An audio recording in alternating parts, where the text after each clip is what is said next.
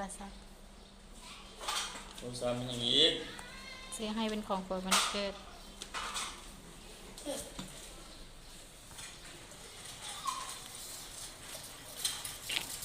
โอ้เงินหลายแท้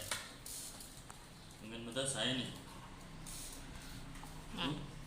คิดเวียกแล้วเนาะซื้อได้ยังเงินนี่เก็บไว้ว่าจะซื้อทองให้ผัว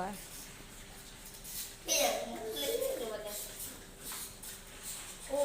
ยโอ้ยฝากเราโอ้29,000จะไปให้ยังมันคือหลายแท้เอาเก็บไว้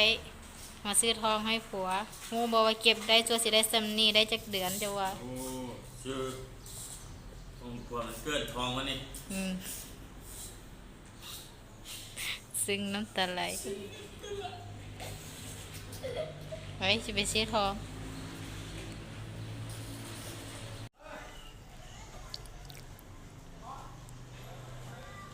ฮอนก็ดอกกระเดียโอ้ บ่ฮอน5 นาทีก็ได้แล้วเห็นบ่ เสกมาที่โอ้จากบ้านนี่บาทเดียวโอ้ ใหญ่บ่ ใส่ได้บ่ พอดีราคาเท่าไหร่นี่โอ้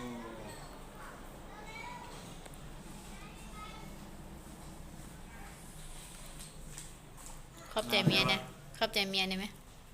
ขอบใจเด้อที่ซื้อให้กับของผมมันเกิดโอเคครับ